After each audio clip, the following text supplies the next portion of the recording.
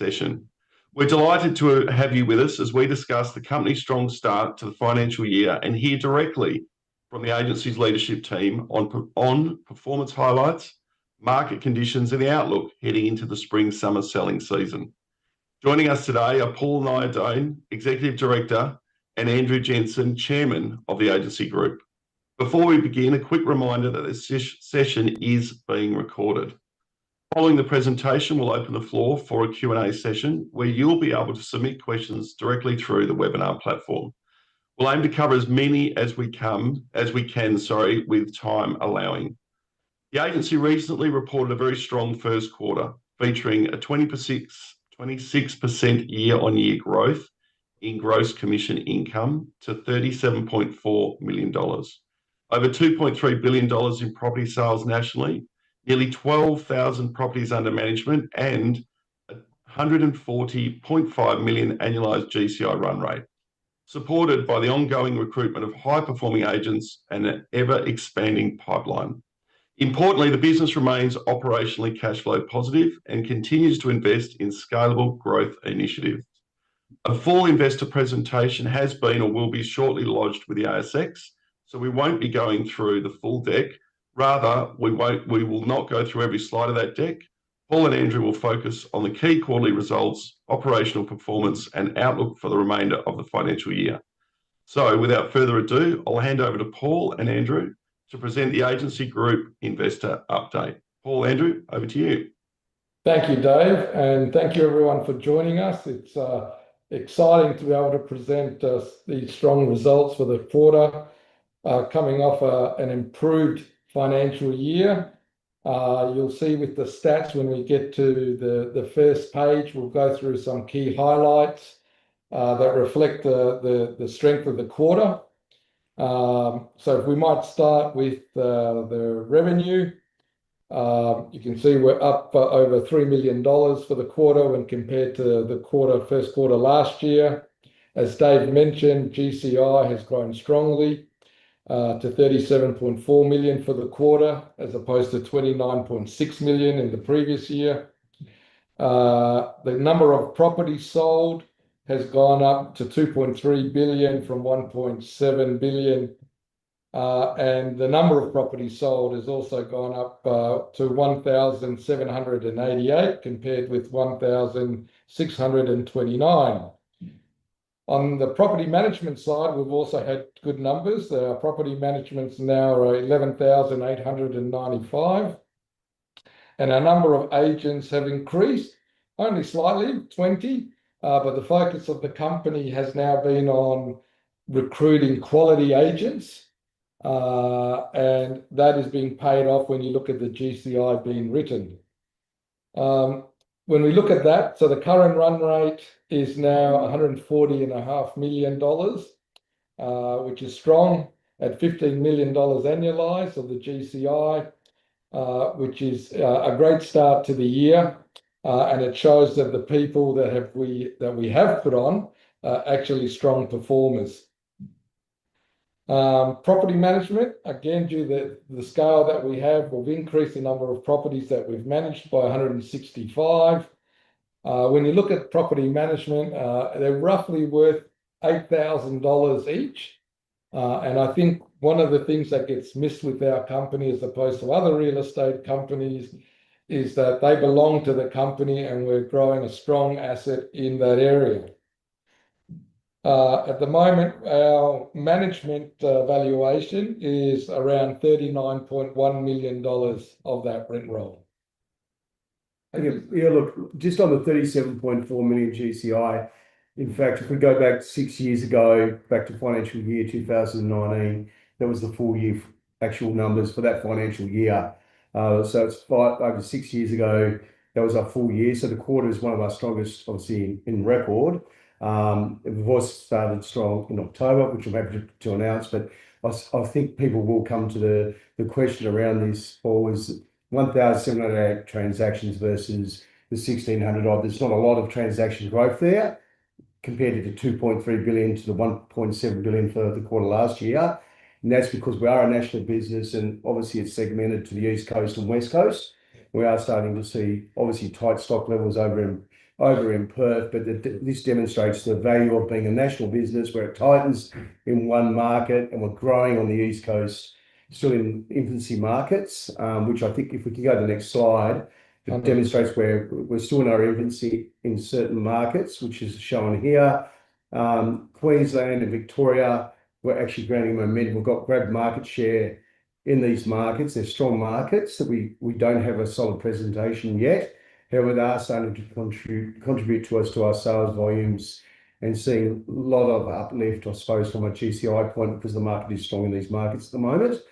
You'll see on this slide that we have grown our market share quite significantly from 1.12 to 1.22%. Doesn't sound much, but it makes us in the top 10 nationally. In fact, in the top 20, in the top 20 real estate brands or groups that we do, obviously representing the market from a brand perspective, we are actually in the top 10, and we've done that in 9 years compared to the other companies. Probably closest to us in that top 20 is 34 years. Correct. So we're definitely gaining momentum. We're now in the top 10 of the group, and we believe we can be in the top 5, and that's our target. And we're actually seeing that penetration going to the new markets. New South Wales has been strong. You can see that the actual market shift there for us from the GCI perspective. But I'm happy to say quarter on quarter from the sales business is that we are seeing us grabbing market share in our markets. That's based on, obviously, our agents are top performers. Correct. And we're also seeing our new recruits come through and contribute to this growth that we've seen from the GCI growth of the extra, $6 million compared to the last quarter. And we often get asked the question on productivity and how does the model affect agent productivity. And I think a good example there is if we look at WA, it has been a very tight market in WA. And as Andrew has mentioned, the beauty about our model of having the East Coast has been quite a strong market, which has moved the numbers significantly in this quarter. But in WA, just a few interesting stats. One is that what we define as a productive agent, so if you look at the total number of agents, it's around 7,000. What we define as agents that are actually productive, it's probably around 4,500. So there's 4,500 agents at the moment fighting for 2,800 listings.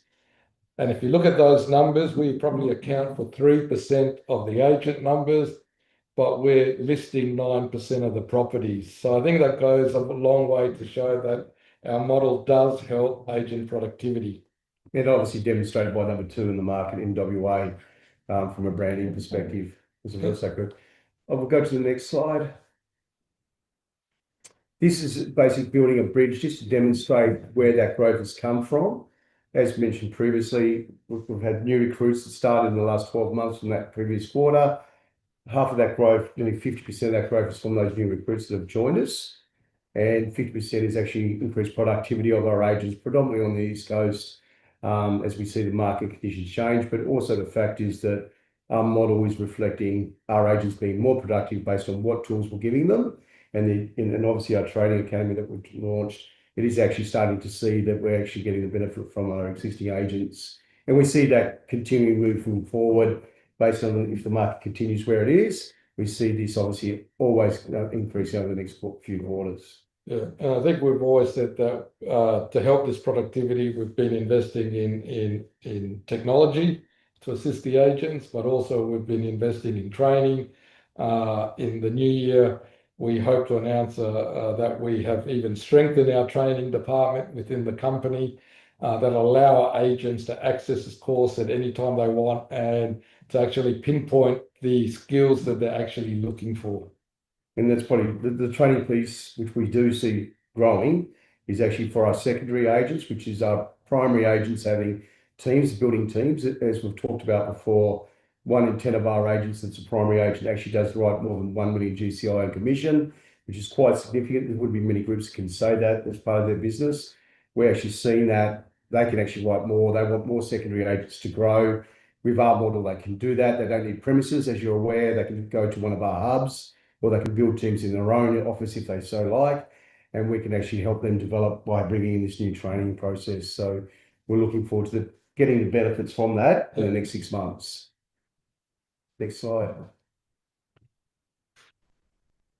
Okay, this is probably one of the key slides that shows our growth over the years, and also where we're trying to be and where we want to be. So the first highlight or milestone you can see is 150 million.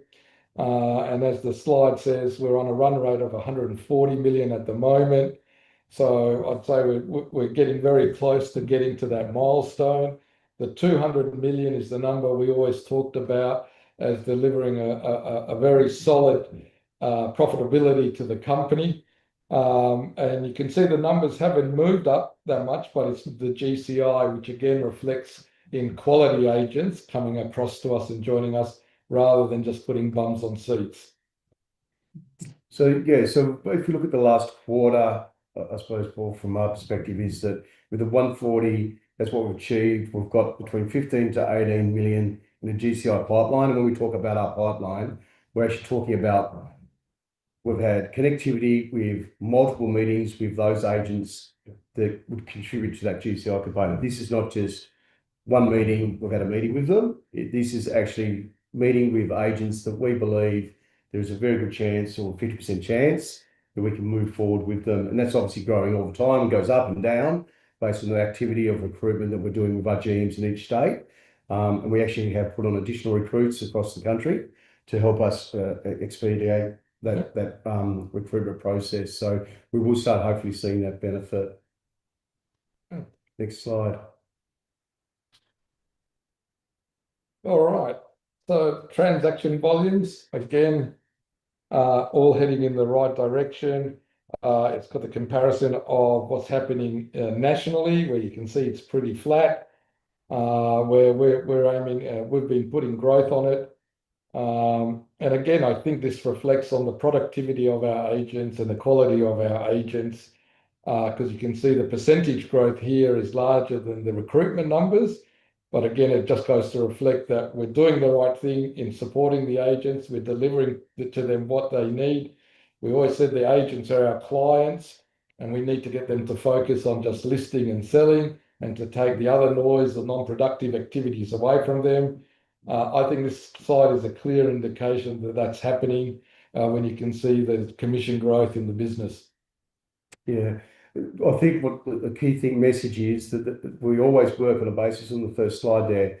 We talk about that contributing GCI, new GCI growth that we contribute to the bottom line, which we've spoken about, was 50% was from new recruits, that will contribute around 12.5% margin as a minimum to our EBITDA number. So it's fair to say that our EBITDA number this 6 months, in the first 6 months this year, will be obviously, we believe, a lot higher for this 6 months compared to last year, which we obviously reported close to 500,000 for the profit. I think it was $1 million EBITDA for the financial year.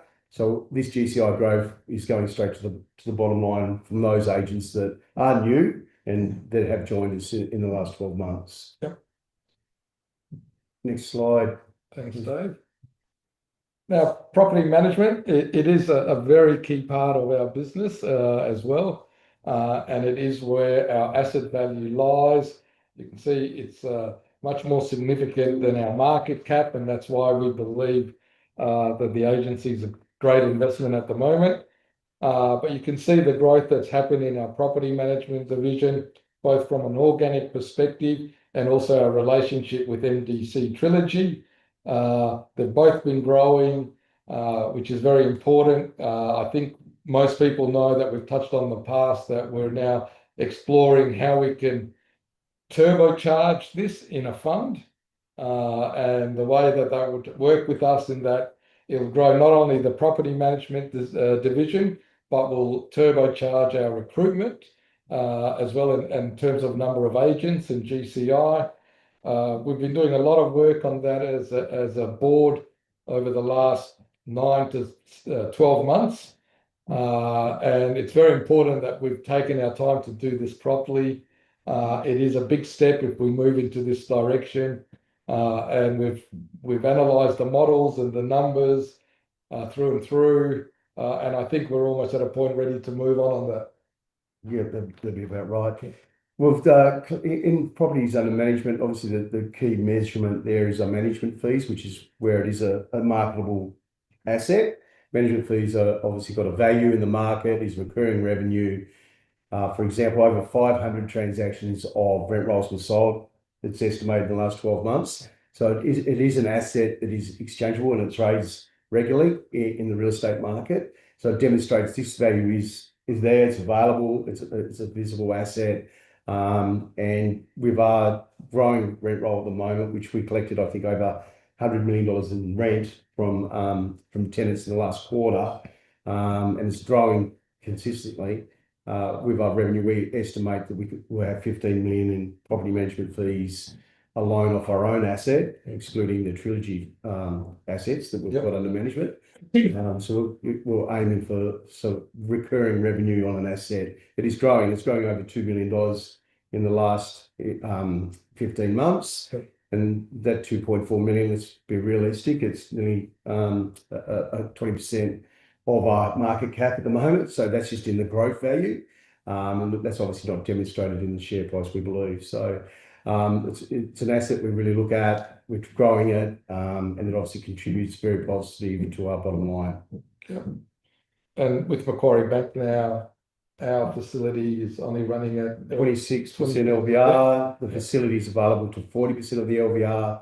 So I suppose from our point is that, you know, we're comfortable where it sits at the moment. We're extremely comfortable. There's opportunities that we'll probably come across. We'll either look at that in partnership with MDC Trilogy, which still has another 2 years to run under that funds management piece. But we've also got a facility available to us to assist if it's going to contribute to earnings, obviously straight away. So at the moment, the MDC Trilogy business, as you'll see on the numbers here, has grown. It's been a very solid relationship that we have with those guys, and it continues. What it has demonstrated to us, Paul, and the group, is that it actually is a model that is attractive to investors in relation to, in a fund. It's a different kind of asset class that we believe, you know, will continue to grow, either with Trilogy or we've got opportunities available to us in the future. And what that means is that we know it works. We've been doing it for 3 and a bit years. Trilogy are obviously happy with how it's running. We're very comfortable with it. They've put over $45 million in asset acquisitions that we now manage on their behalf. And we believe it's obviously something unique to us because we're a national business. Not many franchise groups would be able to do this. It's impossible, actually, because we actually run our property management business centrally across the group, and we're company owned. So we already have the infrastructure for it. So it's one of those points of difference for us at the agency where we can see it's still adding value in the future. Yeah. So not only is it unique, as we've mentioned, because of the agency model, it's a great asset to have on our balance sheet, but it's also future sales that go back to our agents when those properties come out of a situation where they're being managed and the owners are looking to sell. Okay. But that's the summary of the quarter and the highlights. We thought we'd just keep it short and sharp, and then open it up to questions from the viewers. Thanks, guys. That was a comprehensive update, and thanks for sharing the progress of the company and its growth trajectory. It's clear that the agency continues to build on its national scale, backed by strong agent engagement, disciplined financial management, and a differentiated model that's continuing to gain momentum across all major markets. As I said at the start, we will be conducting a Q&A session, and we'll now move into that. For those of you who are joining us live, please submit your question via the Q&A panel, and we'll do our best to get through as many as we can. We do have a lot of questions, and a number came in before the webinar commenced, so we're going to get through as many as we can in the 10 or so minutes we do have available. Question in relation to WA, you touched on it, Paul, in the presentation, that it is a tight market. Given the tight supply environment in the market, how is the business performing? It is a mature market for the agency, but how is the business performing? Oh, look, as I mentioned, you know, when you have 3% of the agents and you're doing 9% of the listings, you're punching above your weight. There was actually a month there last quarter that we actually ranked #1 in market share. for that month, which was very positive to see. It's the tightness of the market. The main question people are asking is when it's going to loosen up, and I'm afraid I probably can't give you a definitive answer on that. So there's a lot of factors at play there, not just interest rates, but also construction levels and immigration, which I don't think will let up. So all we can do again is going back to what we've been doing with our agents to help them be productive, is to give them the support they need to be productive, the tech they need to be productive, and the marketing they need to be productive. And training, sorry, which is the last one. And I think we've been doing that well. I think it's been proven by the numbers that are coming out, which has been fantastic. Dave, you know, and many people, when we first started this business, we were constantly, our agents were being bombarded, the fact that we were going to go broke and not be around. The turnaround in the last 12 months is those people are now ringing us, telling us that their office is not going to be around because of the tightness of the market, and is there opportunities in joining us. So I think the other benefit of the tightness of the market in WA is recruitment of good agents. And in terms of that's WA, obviously, but in terms of the rest of the country, sorry, what are listing numbers tracking like compared to last year? And are you seeing any regional differences in buyer activity? Dave, well, obviously we've grown our agent number account as well. So when you compare it to this quarter, compared to last year's quarter, we are obviously gaining market share in certain markets because we've got more agents on the ground and our agents are productive. But the market has definitely been a factor in that. As I've said before, we've got good agents in those markets. They're capitalising on these opportunities. We've actually got at the moment around, for the last 6 weeks, we've had 780 listings to market. So that's nearly close to, 17 million GCI in listings that we've got at the moment in the last 6 weeks. Obviously, we've got listings that are longer than 6 weeks, but I'm just saying for the last 6 weeks, the listings have been really strong, and we've seen that in our quarter numbers come through in relation to exchanges. At the moment, we believe, we've got a solid month ahead with October. I'm happy to say we just had a record. We'll be releasing that today. We had a record October, which means it's a record number in the history of the agency. We did in excess of 15 million in GCI. It's nearly a 10% compared to the closest month, which was March 25. It was off one of our top performing agents and founders. But from our perspective, we're now in a position to capitalise on the East Coast growth if it maintains the same kind of market conditions. A question's just come through on that. So you've had a record month in the tightest, probably listing market that you've ever seen. What does that tell you about the business, and what does it tell you about the future of the business? So I think we've got to be clear that the tightness of the market is predominantly WA more than East Coast. So it tells us that's the benefit of being a national business, number one. And even though so in terms of our budget, we're ahead of budget in listings, but in WA, we're slightly behind budget, but ahead of last year's numbers still. So we're pretty aggressive on our budgets when we set them. So even though we'd like to be ahead of budget in WA, the fact is that if the market is down, we're only slightly down. The market's down 30+% in WA in terms of listing, and I think we're only 5% off budget. Just on that, the average sale price obviously in WA is remaining strong because of the tight stock control. Correct. So we do get that benefit. The average sale price is a lot higher as well, because obviously the market is strong. There's less opportunity to buy properties. So it is maintaining its growth in property prices, which we do get obviously the benefit from. You noted in the presentation, GCI was up 26% year on year. Can you talk us through the key factors behind that growth? Well, we touched on it. 50% of that growth came from, 3 million was actually new recruits across the group. That's nationally, that are contributing, that weren't part of the business at that time that quarter last year. And the other 50% really is the fact that the market growth is there, but productivity of our agents as well. If the previous slide where we had it, the market share growth, you'll actually see that the momentum that we've got, especially in the new states like Queensland and Tasmania, we're actually growing. Tasmania's nearly doubled our market share down there. That's because we've launched in to Hobart, where we weren't previously in. We've also got new agents in northern Tasmania. So we're actually starting to get that benefit to come through into our quarter. So they're growing markets for us. Victoria's growing. It's obviously the market has turned around significantly compared to this quarter last year in Victoria. But we've got the foundation there. We've got a great leadership team down there. We're now starting to see results.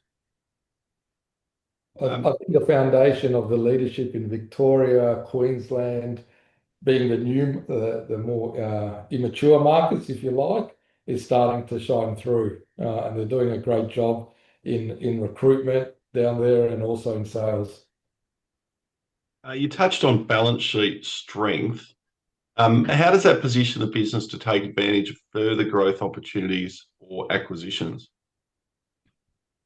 Look, we talked about the fact that we've got a debt facility there with Macquarie Bank, which is successful. We've got 1.6 billion available to us to draw down if we so wish. We don't need to go there. We're comfortable with our cash flow growth at the moment.